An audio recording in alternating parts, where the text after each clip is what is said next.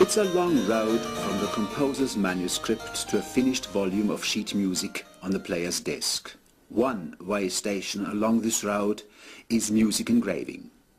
Even in the age of computers, hand engraving lends a touch of superior quality to handy publications. Working with a punch, nib, hammer and rasp, just as in Bach's day, the engraver meets the high technical and aesthetic standards required for high-quality sheet music. It need hardly be mentioned that Henry has been working for years to develop a computer notation program capable of duplicating the typical features and qualities of Henley publications. Given the wide range of alternatives in musical notation, not all the problems have been ideally solved. As a result, even today, Henley's urtext editions are still produced the time-honored way by hand engraving. Let's watch a plate of engraving in the process of its creation. Before the engraver can hammer and gouge the musical signs and letters into a thin sheet of lead, the musical text prepared by the scholar editor first has to be marked up. This is where the ideal page and line breaks are introduced from the standpoint both of the music and the performer. Now, work can begin on the plate itself. First, the distance between staves is defined by dividing up the page. The lines of the staves are now cut with a 5-pronged rule. Where differences in pitch cause the distance between the staves to differ as well, a good engraver will find just the right visual balance to ensure an agreeable and uncluttered appearance on the page.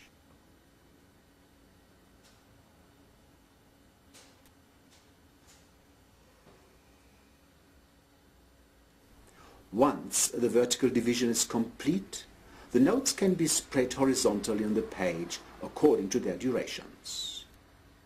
A logical placement of notes and signs is crucial for practical music making and makes the music considerably easier to read.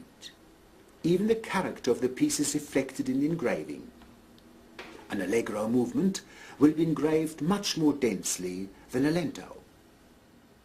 Now the engraver sketches the layout on the page with a steel nib.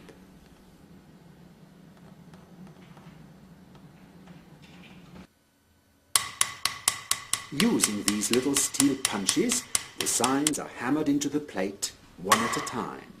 All this is done in mirror inversion so that the page will read from left to right after printing. Full concentration is essential, for each punch requires a special stroke.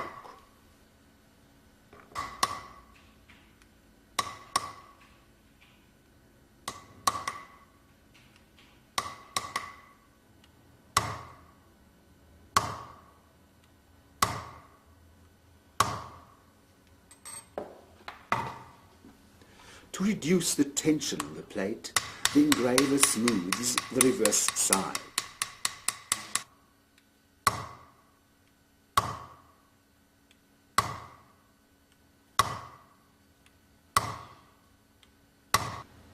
Small slurs are also hammered in with steel punches.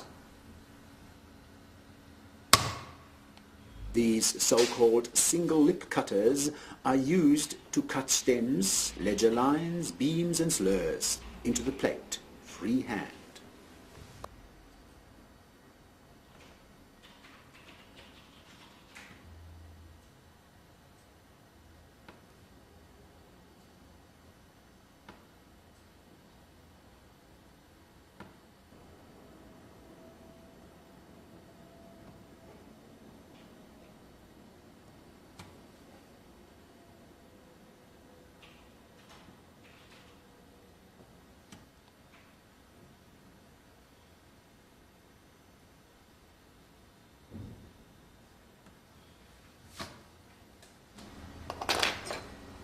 Corrections, though difficult, can be made.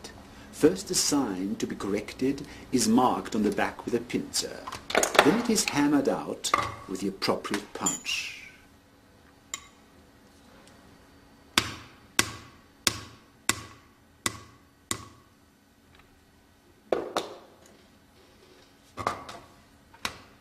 The front side is smoothed out and the staff lines redrawn if necessary.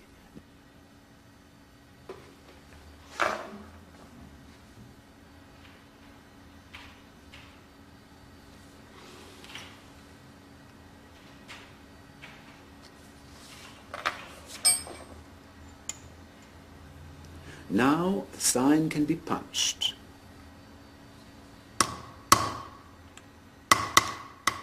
Finally, after some 8 hours of work, page 40 of Henley's Urtext edition of Schubert's Violin Sonata, Opus 137, No. 3, is fully engraved and ready to print. A 3-edged rasp is used to remove the projecting margins and edges. Finally, the plate is polished with a brush.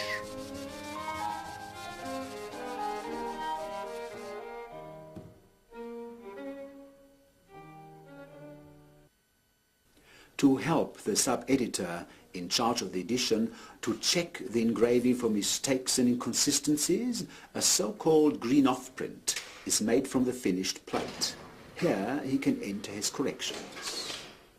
Formerly, printing used to take place directly from the plate. Today, once the engraving has been approved for printing, publishers make a black and white negative off-print to serve as a master for a positive film.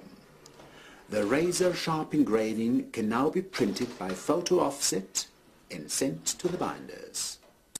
Music engraving has set standards that the computer must and will reach.